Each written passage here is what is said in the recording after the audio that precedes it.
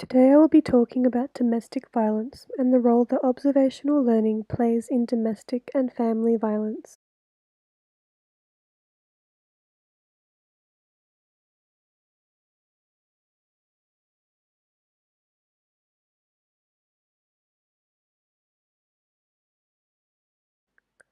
Domestic violence is a serious issue all over the world, and 1 in 6 couples partake in partner against partner assault.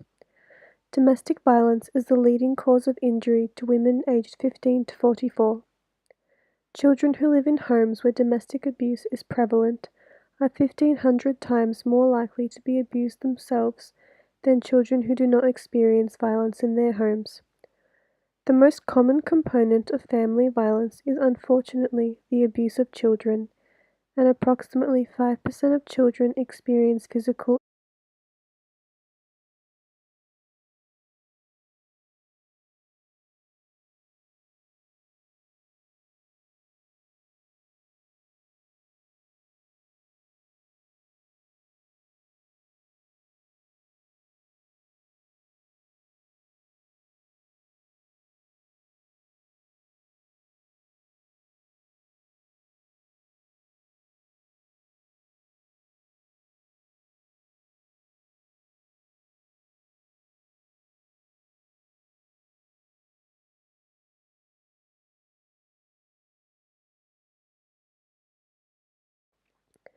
Many studies have shown links between violent childhood experiences and violent adult offenses.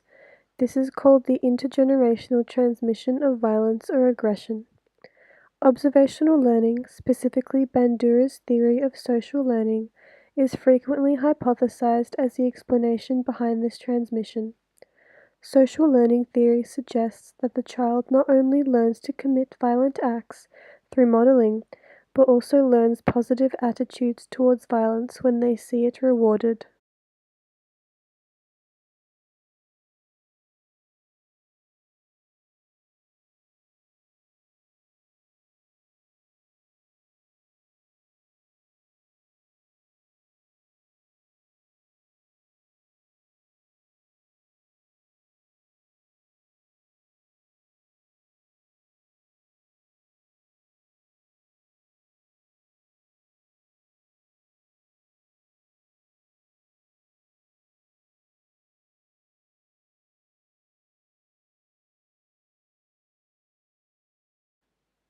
This study aimed to investigate the differences in characteristics male domestic violence perpetrators show, depending on whether they had witnessed violence as a child, been abused, neither witnessed violence nor were abused, or had witnessed violence as well as been abused.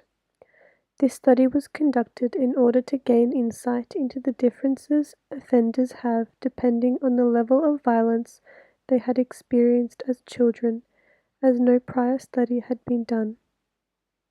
It was hypothesized that men who had witnessed and experienced violence as children were more likely to partake in violence themselves.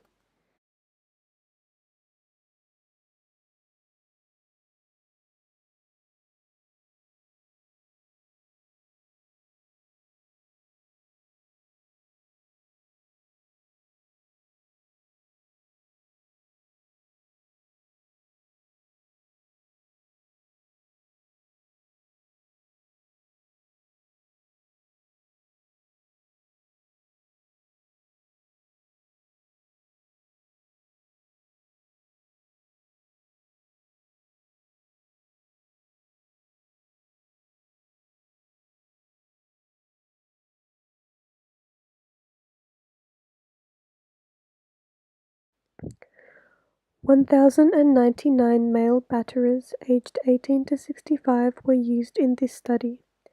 85% were African American, 14% were Caucasian, and 1% were of another race. The generality of violence and nonviolent criminal behavior for each participant was assessed using police reports and via the Abuse Scale Score of the Child Abuse Potential Inventory, or CAP. Each participant was given a rating from 0 to 2, 0 indicating no prior arrest, 1 indicating 1 minor arrest, and 2 indicating 1 severe or 2 minor arrests.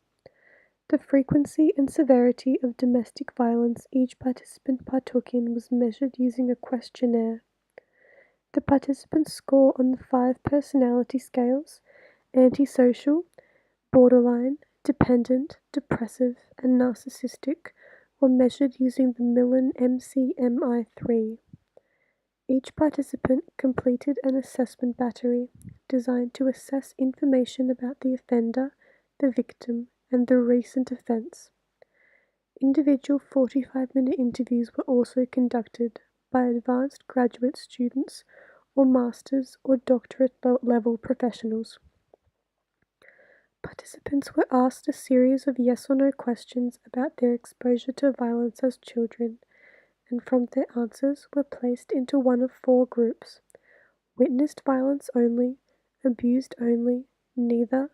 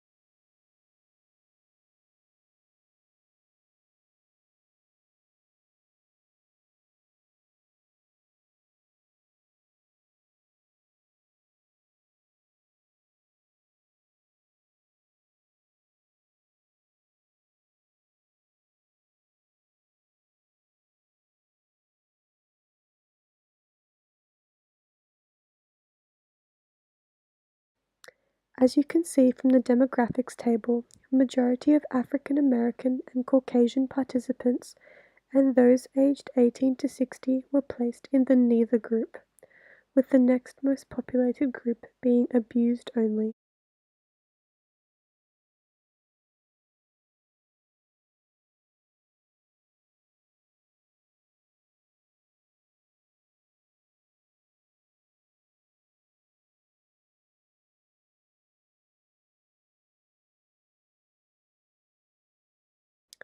As seen on the graph, participants who had witnessed violence and been abused had committed more non-intimate violence than any other group. Those who had only witnessed violence as children committed the least amount of non-intimate.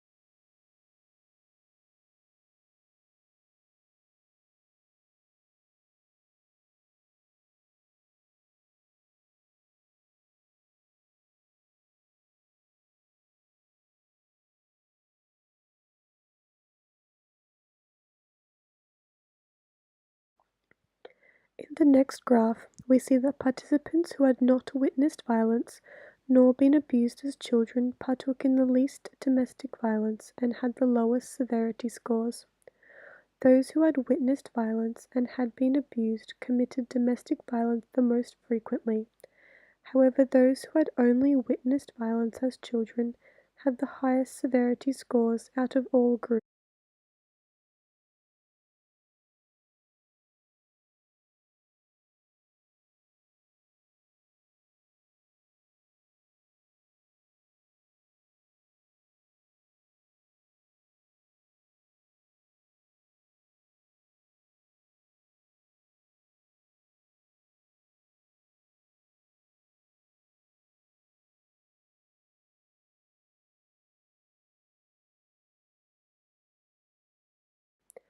From the next graph, we see that all participants, regardless of what group they had been allocated to, had similar levels of narcissism.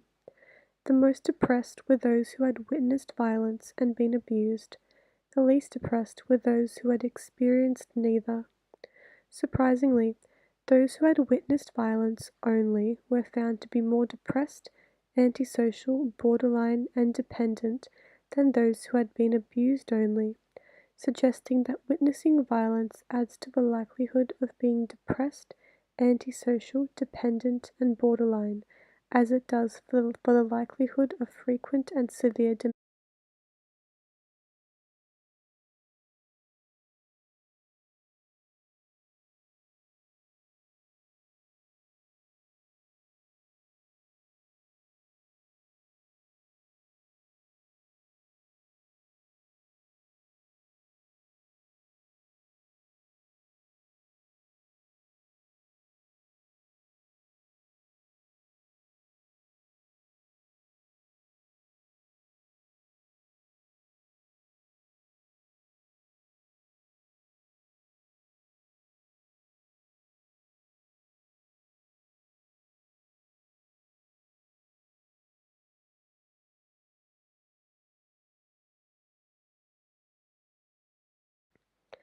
The limitations of this study include that there was no non-violent control group.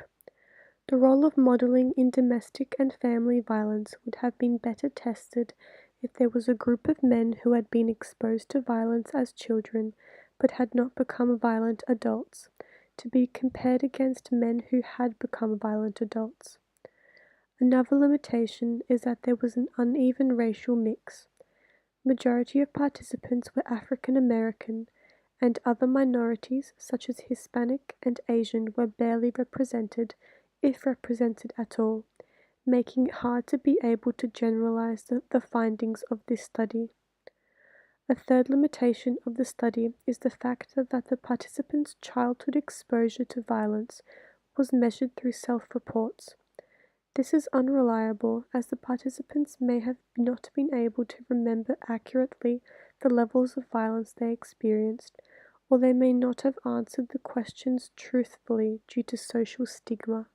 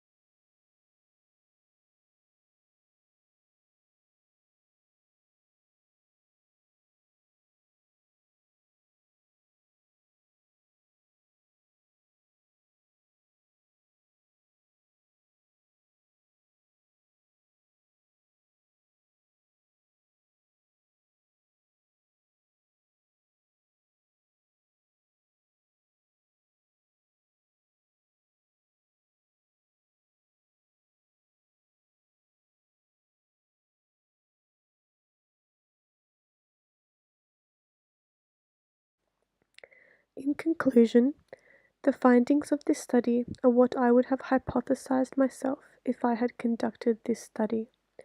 That nonviolent criminal behavior did not increase with exposure to violence as a child. Frequency of domestic violence offenses committed increased as exposure to violence as a child increased. Severity of domestic violence offenses committed also increased as exposure to violence as a child increased. Level of psychopathology increased as exposure to violence as a child increased. I think the way that the study was conducted, with the assignment of participants to different groups based on levels of violence experienced as children, was a well-designed way to compare characteristics of these men. However, I do not believe using self-reports was an effective way to gain accurate information about the level of violence these men experienced as children. I believe conducting more interviews with trained professionals, evaluating participants would have resulted in more accurate results.